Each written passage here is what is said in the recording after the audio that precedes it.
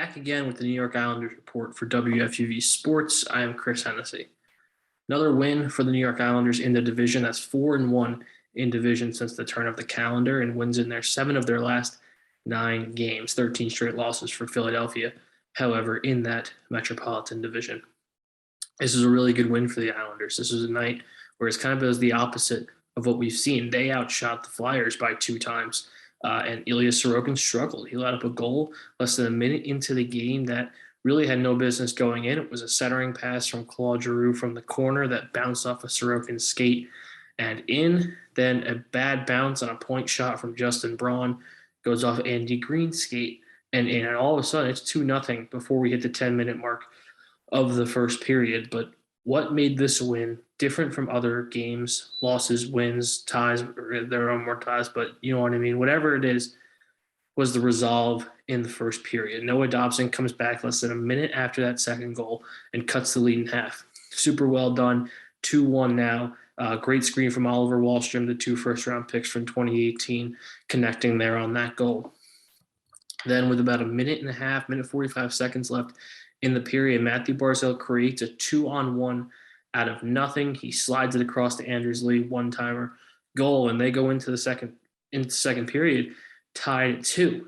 You would think back to the Toronto game from Saturday. Zach Parise scores the goal to tie that game at 1, but they give up a goal with 0.6 seconds left to go into the intermission down 2-1. They don't do that this time. They keep it tied, and they go in 2-2. They score that third goal from Matthew Barzal on the power play. A huge goal, a huge power play. Great passing, Parise with the primary assist on that one. And then going into the third period, they're up 3-2. Sorokin looks a little bit more confident in the second, thinking maybe he gets that Sorokin confidence back that we've seen. But a great play from Jerry Mayhew in the corner, and he ties the game at 3, less than 2 minutes into that period. So now the Islanders and the Flyers are going back and forth.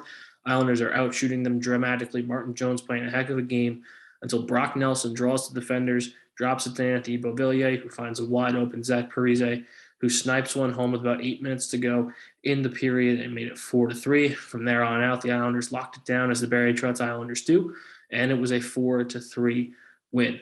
The Islanders now move to 9th in the Eastern Conference in points percentage. They are far behind in points percentage the Washington Capitals, who are in 8th, and in actual points from the Boston Bruins, who hold the second wild card spot. But they have a ton of games in hand and a relatively easy schedule heading into the All-Star break. There's no reason they can't win their next 4 games against LA, Minnesota, Seattle, and the Wild. LA, Minnesota, Seattle, and Ottawa, excuse me. And if they are able to roll those games off, they'll be in a really good position coming out of the All-Star break. It will be tough. They haven't beaten great teams this year. They're going to need to do that to get into the playoffs, but there's no reason they can't. They have shown a lot of resolve over the last couple of weeks, and that continued tonight with a 4-3 win. I'll be back on Thursday after the game against the Los Angeles Kings. Until then, for WFUV Sports, I'm Chris Hennessy.